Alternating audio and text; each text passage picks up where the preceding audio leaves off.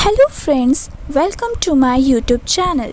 So let's start our part 2 of quantitative measurement of bacterial growth. In the previous video, we have learned about direct macroscopic count, Coulter counter method, plate count method and membrane filter method. Now you will learn about dry weight method, turbidimetric method, nitrogen determination and biochemical activity. Measurement of dry weight में cells को grow करना होता है liquid medium में, फिर उसे collect किया जाता है सेंट्रिफिकेशन मेथड से, देन उसे वॉश किया जाता है एंड ड्राई किया जाता है ओवन में एंड फाइनली वे किया जाता है. इस मेथड की लिमिटेशन होती है. It is a time consuming method and it is not very sensitive and it can be used only with the dense suspensions.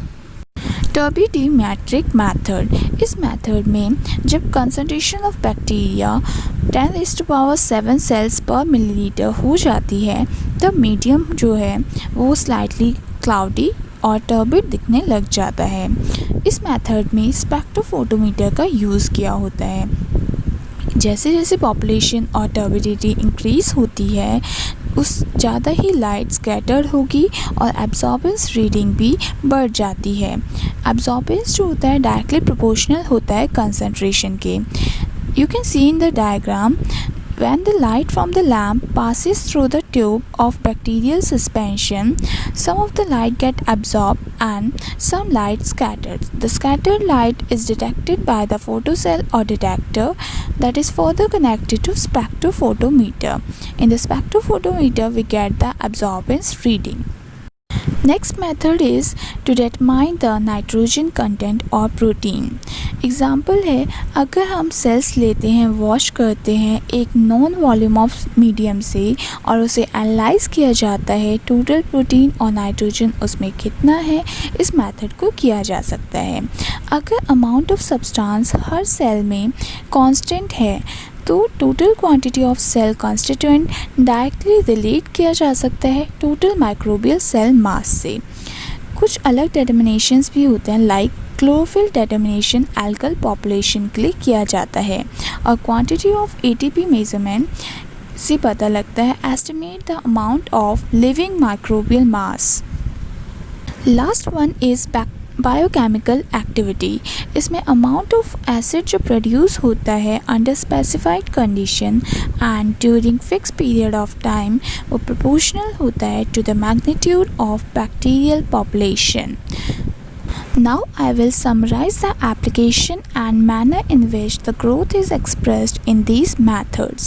Microscopic and electronic count is used to determine the number of bacteria in vaccines and cultures and it is expressed in number of cells per ml. Plate count and membrane filter method is used in milk, water and soil etc. Colony forming units per ml is the unit of it.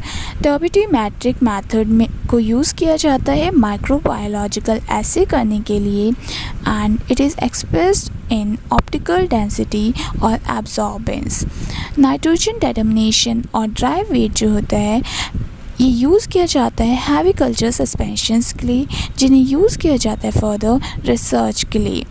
और nitrogen determination को express किया जाता है milligram nitrogen पर millilitre से और dry wait को measure किया जाता है milligram dry weight of cells पर मिलीलीटर से. लास्ट वन है बायोकेमिकल एक्टिविटी. ये यूज़ किया जाता है माइक्रोबायोलॉजिकल एसिड्स के लिए और इसे एक्सप्रेस किया जाता है मिली इक्विवेलेंट्स ऑफ एसिड पर मिलीलीटर और पर कल्चर की फॉर्म में. Thanks for watching my video. Please like, share and subscribe my channel for the latest updates. Stay tuned on my channel by clicking the bell icon. If you have any query then please write it in the comment box. You can also suggest the topic for the video in the comment box.